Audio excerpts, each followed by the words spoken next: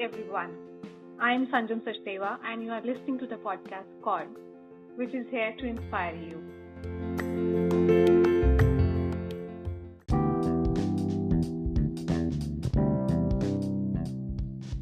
Hi everyone. For today's podcast, we have a very special person who is doing such an incredible job at the rural works. When we talk about people leaving lucrative jobs and working in rural development, a very familiar face of Shah Rukh Khan from the movie Swadesh comes, wherein Shah Rukh Khan chose to work for rural areas in developing the grassroots levels. We have with us a real-time hero who is working on the grassroots levels and solving the people's problems. He left his managerial role at the National Bank and chose to be there. So let us welcome Mrigendra Shahi, who is an aspirational district fellow at Ministry of Home Affairs.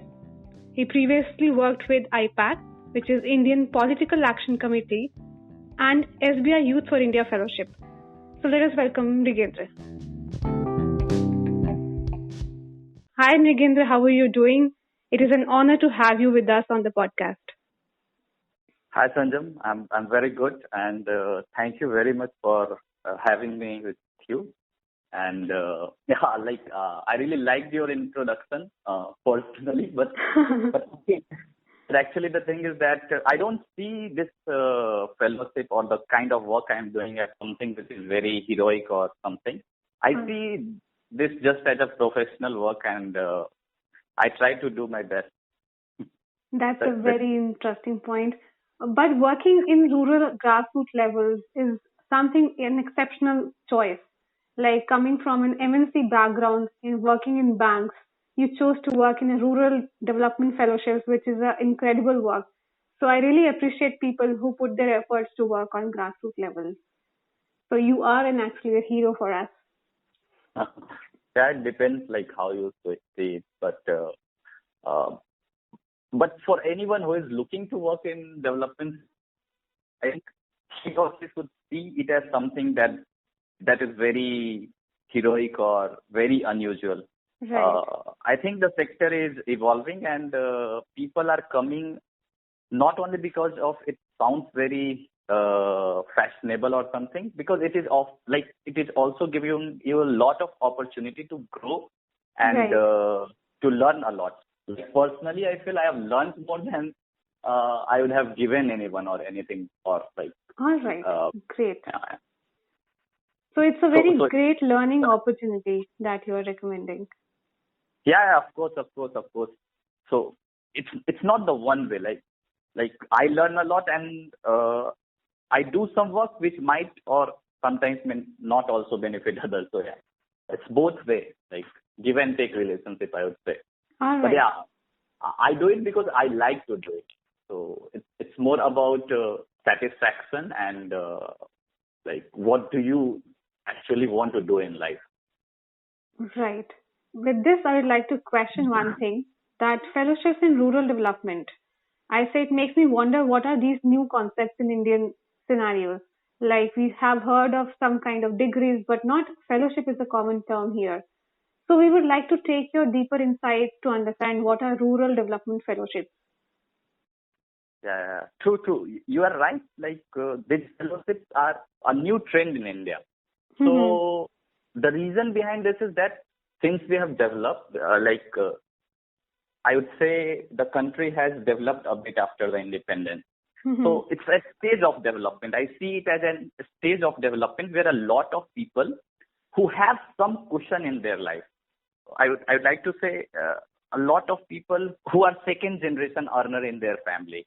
Right. So since these types of people are increasing in our country, a lot of them are thinking more about underprivileged people, the environment and all.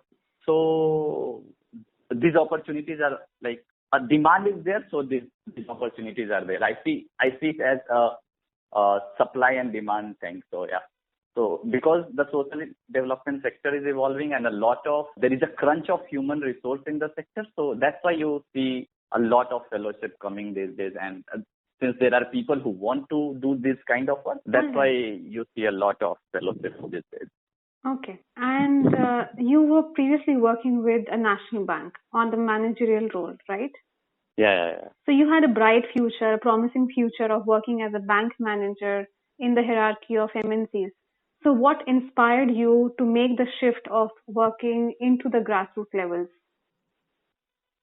So, like, I had to do something to please my parents and family that I'm worth it. Like, I'm Right. worth their education and their dedication. Right. So once I had that, and I thought like my father and like my parents believed in me, Mhm. I had that courage in me to do something of my own. That like the thing that I always wanted to do. Right. I see I see that people generally have to choose their struggle in their life rather than the one end. I see it as choosing a struggle in your life. So I think working in development sector and working in a rural domain, Mhm. this gives me more satisfaction because Right. whatever the struggle I do, the people who benefits from it, I think they are the deserving ones. So it gives a sense to my life. It gives a purpose to my life. And that's the thing which attracted me to this sector. Mhm. That's very interesting. And you have chosen and invested a lot of years since fellowship from SBI Youth for India and continuously working on these projects. So with that, I Yeah. would like to just ask one more thing that if somebody wants to pursue full time into rural development, what are the suggestive options that you are suggesting to the people? Like there are lots of opportunity. So like I would not say only you have to go for a good education in the development sector. You can like anybody can come in development sector at any point of time. Even if Right. you are an MBA, you can come. You don't really need to get a degree. Okay. A lot of educational institutions are teaching these courses like Master of Social Work, and there are lots of things that is happening in the country and everywhere in the world. But this is a sector where everybody is welcome, and I think, in my personal opinion, a person who already has some skill, like if he's a software engineer, if he's very good with technology, if he's an entrepreneur, like any skill that he has, like if he Mhm. can campaign very well. Right. So all these things are required in the development sector. So I think it is more about commitment. It is more about because the biggest difference between a corporate sector and social development sector is about the pay gap. Like the same fellow will get a lot of money in corporate sector, and the development sector is not that lucrative a job. So it is Right. more about commitment. It is more about your leadership skills. It is more about passion than any other thing. Right. Right. Like skills are required. Like it is basic thing to do any kind of job. Great. I guess I answered you whatever you were Yes, looking for. perfectly well. Perfectly well. You answered each and every domain of the question. And Uh, after your fellowship with State Bank of India, the Youth for India Fellowship, you had yeah. worked with the Indian Political Action Committee or IPAC. So, what kind Yes. of work or what was the nature of work that you had done with that? So yeah. I see development and politics as interrelated things. And IPAC is a pioneer in this country Mm-hmm. in that domain. Like they are a consultancy who are working directly with the political parties and bringing a massive change in electoral politics of this country. So I Right. was very, very excited to work with IPAC, and I really enjoyed every bit of the day with my 4 year stint with IPAC. Right. So yeah, because why I'm saying that, because if you see their work, they create a demand for policies. For example, I would say, let's take the example of Bihar, where IPAC was working with Mm-hmm. Nitish Kumar. Mm-hmm. So they were able to get him they were able to make like they got 7 promises from Nitish Kumar for their state. And these all 7 promises, what were they? They were like, Har Ghar Nal Ka Jal. So Nitish Kumar promised that every household will get drinking water facility, tap drinking water facility in every household. Right. So that policy was implemented in Bihar. And you see, recently Prime Minister also copied that model for the whole of the country. Yes. So these are the impact that an institution like IPAC is making, and they have done like campaigns in 6-7 states of India, and I think that their campaign and all has benefited a million of people in this country. So yeah, they are doing a great job, and I liked every bit of working with IPAC. That's amazing. So Yeah. after IPAC, you joined the fellowship or the Aspirational District Fellowship with the Ministry of Home Affairs. Yes.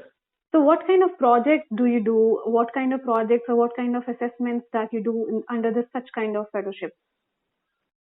So Sanjam, this fellowship, Aspirational District Fellowship, is a fellowship by the Ministry of Home Affairs, Government of India. Right. So they actually give you a chance to work with the district administration. Right. And you help district administration in like strategy planning of different projects. Whatever the district has to implement, you help them in planning, strategizing, monitoring, and implementing. Right. So currently, like if I would give you some example of the kind of work we do. So we are looking after the aspirational district program of Government of India in this district. So Niti Aayog ranks every aspirational district of the country every month on the basis of their performance on. There are several indicators on the basis of which they are ranked. These indicators are from education, health, agriculture, and basic infrastructure sectors. Right. So our district got second rank in a month all over India. And according to the rank, we got 5 crore rupees allotted from the government. So Government of India gave 5 crore rupees to this district. And then we had to plan how do we want to spend this fund.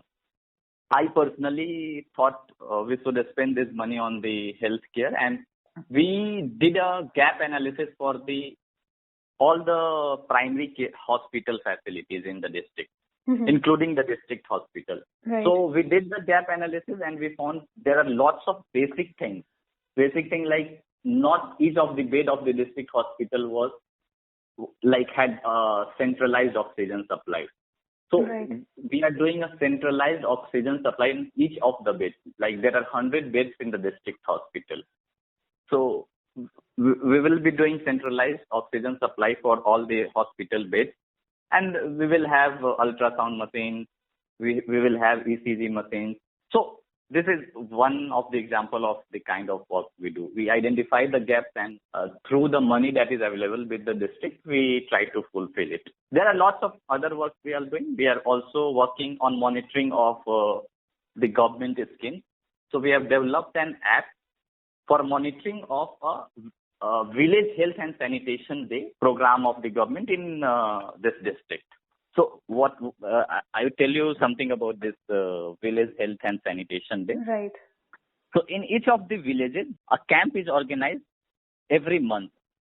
This is a medical camp where anyone can come and get the help from the nurse who is available there. Right. They basically focus on women and children. Immunization and antenatal care checkup is done on these days.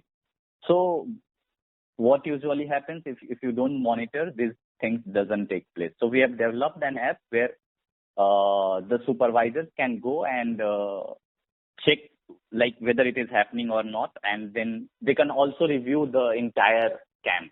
They can review which all equipments are there with the Sahiya and ANM. So yeah, we are trying to strengthen this already going on existing scheme in the district. So policy implementation is one core work related. Yeah. Like personally, I don't feel we need to do new things. We try to strengthen the existing thing.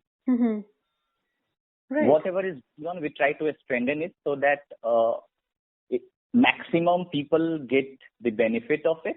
Great.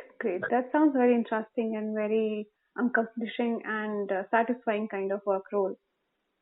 Yeah, it is satisfying because you learn a lot also. Like you see how the government is functioning. You learn from them how actually the policies of the government is being implemented on the ground. Mm-hmm. Generally, you see all these things in newspaper and television, but here we get the opportunity to actually be the part of the system and see how things are being implemented, and we can also bring in the change by introducing some technology or anything that can improve the service delivery. So yeah, I think it is a great opportunity for anyone who wants to, even if you have a dream to do something in the public policy area, right, or you, in future, if you want to work with any minister, any institution who is working in the public policy domain, I think it is one of the greatest opportunity to have this thing. right. Yeah. So to grab such opportunities or the experience of having working in the government sectors, so what are the steps that come when it comes to selection to such fellowship? Any kind of specific education background is required, or what are the criteria that people in the administration or in the panel take care of while selecting any kind of fellow? So then, like, if you talk about development fellowship, there are lots of fellowships which have different kind of objectives. But one thing that I see common among all the fellowships, and even in this fellowship or any of the other government's fellowships, Mm-hmm. is that they look for diversity in the crowd. Like, any fellowship that will have a lot of people from diverse background. Right. So yeah, but yeah, what do they look for? They look for people who have some professional skills, like they need to know about PPT presentation skill, other things like problem solving skill, interpersonal skill, like how do you talk to people. Right. They also look for people with an innovative mindset. Right. But most important thing that they look out for is people who have leadership potential, because the aim of all these fellowships, like in whichever arena they are operating, their aim is to develop future leadership in the development sector. Mm-hmm. So they look for people who have leadership potential so that it can be developed and nurtured. Great.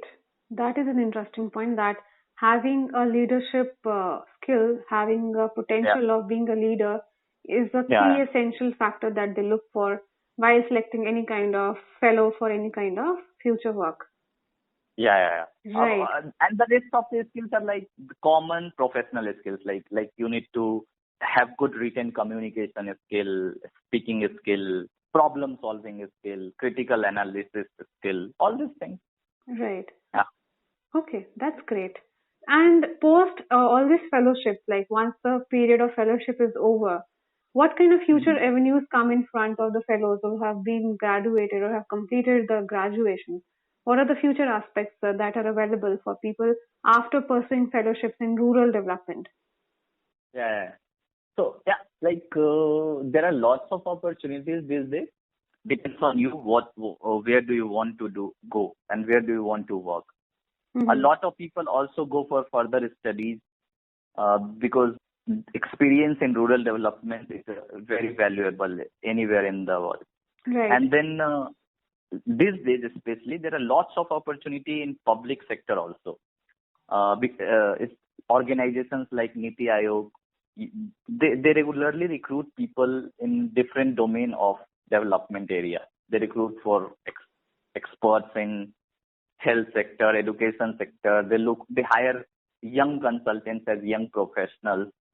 Ministry of Rural Development and Ministry of Finance from the Government of India. Both these Ministry of Government of India, they recruit consultants. Okay. And these things I am talking about other than the regular government job, like I'm not talking about UPSC and something like that. They hire people as consultants in rural development area, especially in the Ministry of Rural Development. Right. And then these days, many state governments are also hiring such people. They generally hire for a contractual period, but these days the contractual period is increasing, like they are hiring them for 3 to 4 years.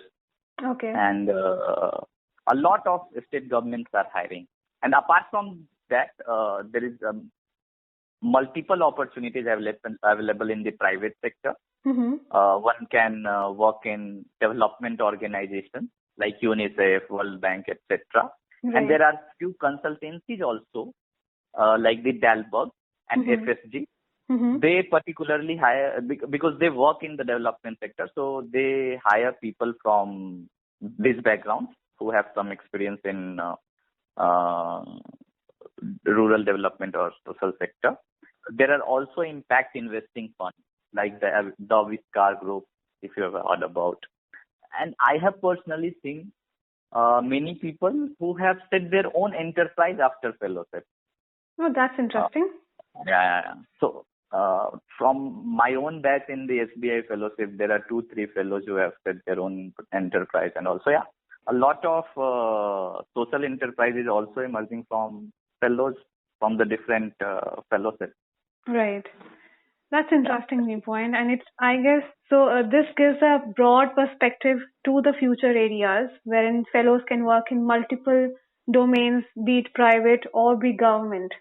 So it's a very broad area, right? And being an entrepreneur or going to studies in foreign universities. Yeah. Anybody who is taking a role in public policy, I think this fellowship is a great platform to learn, because if you want to draft policy or if you want to influence policy in some way, I think it would be great to have some on-ground experience. Right. Otherwise, a centralized approach is not always good for the country. That's amazing. Yeah. Yes. So it's an exposure unit wherein you get to understand the ground, what is happening on the ground, and then you understand the people and frame it better. Yeah, of course. Like personally, I feel only education, be it anywhere, like you study in any university, it doesn't matter at all. Unless and until you don't spend some time seeing the delivery of public services, interacting with the community, I don't think you would actually understand the field and you would be able to do something really great. Yeah, unless we don't have any real-time exposure to the ground root level. Right. True. That's interesting.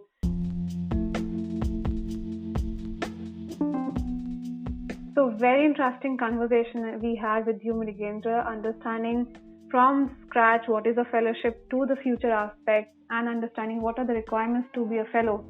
It was such a pleasure to have a conversation with you with such insights. We are so happy to have this conversation. Thank you so much for coming for the podcast.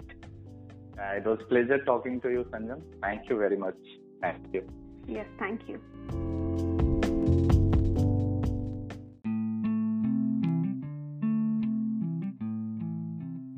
Stay tuned with the podcast, and we launch every Monday a new story to keep you inspired. Happy listening, Podcast Chords.